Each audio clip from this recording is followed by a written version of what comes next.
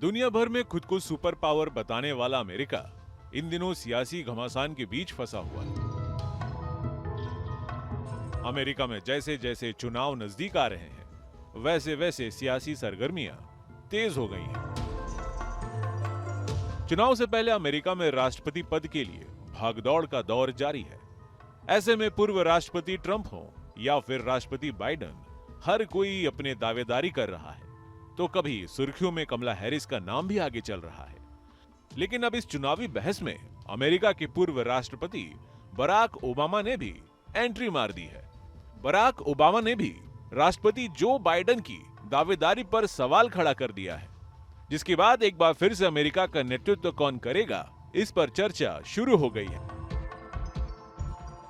Washington की report के मुताबिक ओबामा ने अपने सहयोगियों से कहा है कि राष्ट्रपति चुनाव के लिए जो बाइडेन को फिर से पुनर्विचार करने की जरूरत है। ओबामा के इस बयान के बाद से अमेरिका ही नहीं बल्कि दुनिया भर में बाइडेन एक बार फिर से चर्चा का विषय बन गए हैं। अब माना जाने लगा है कि ओबामा को बाइडेन की जीत की उम्मीद कम है। हालांकि रिपोर्ट में यह भी जानकारी दी गई है कि इस पर ओबामा की तरफ से कोई टिप्पणी नहीं आई है। आपको बता दें कि ओबामा अमेरिका की सियासत में खास भूमिका निभाते हैं। इस लिहाज से अगर ओबामा राष्ट्रपति पद के लिए बाइडेन को लेकर कम उम्मीद रखते हैं तो यह अमेरिका के लिए एक बड़ा मुद्दा होगा।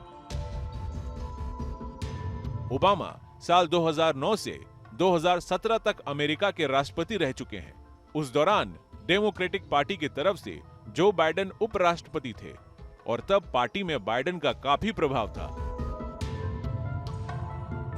सिर्फ ओबामा पहले नहीं है जिन्होंने बाइडेन की उम्मीदवारी पर सवाल खड़े किए हों या फिर बाइडेन को राष्ट्रपति पद की दौड़ से पीछे रहने का आग्रह किया गया हो, बल्कि कई बार बाइडेन को लेकर सवाल खड़े किए जा चुके हैं। पूर्व America house speaker Nancy Pelosi ने भी बाइडेन की जीत पर सवाल खड़ा किया था। उन्होंने ट्रंप के सामने बाइडेन को कमजोर बताया था। डेमोक्रेटिक पार्टी के ज्यादातर नेता जो बाइडेन की उम्मीदवारी के खिलाफ अपनी राय लगातार व्यक्त कर रहे हैं।